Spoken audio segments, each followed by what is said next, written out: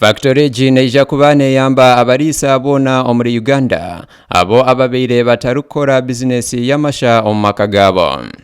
Arukushoborora Ambassador Freddy ashabira abarisa abona okutandika kuraza ente zabo omwanya gumwe kubayamba omukutunga amashago.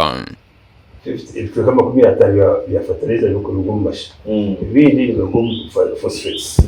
Lugatoro.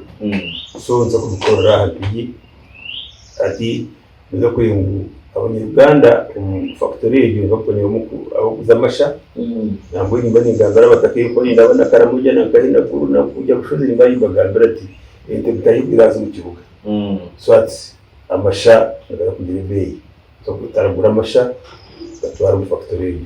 Agumizemu yashoborora oku district ya Kiruhura omuri Nyabushozi nebeija kutamu ekyoma kyokusa amasha.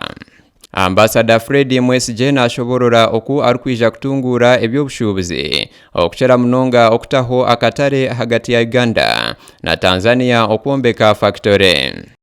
Kaza basi ezitukora kira jinji Tanzania nenda basi inkubiyenda bitano hati yitwa kitwariyo bagirambara zo kongeza ino kuma kustistinga so akatare ka basi zaitu tukatungire akatare ka zari nambwa ati tukora order ya basi magana 310 hati basi mwene gura imitwara ya dola yobaza muri century so ikintu kikoze ikindi yakayojo baraka yo kakanungu abantu bahinga grapes kuko bino baziye buryo konkati muzakantuma yibona yabakumbekana itaba investors barambura hati zakora factory yakayojo aho barra ikuza gukora kukayisa za grapes kandi kazaboneza n'umutindo abantu kashanga muri society ya Manuko zakutera factory gukora wine ishanje Uganda yagira wine kuzakatera pensiona.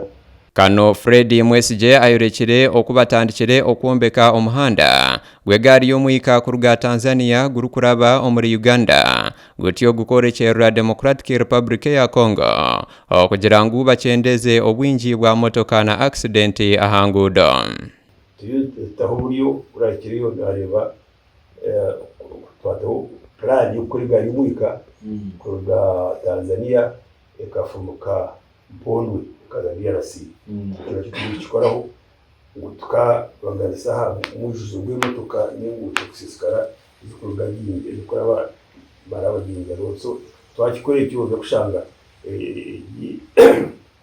enyamukira ya Dar es Salaam yatara kuri ibintu bingi korayo mu Uganda tukatwara kahi na DRC na kahi gasha kwa Kanare Mensa ahabwa Tayari West.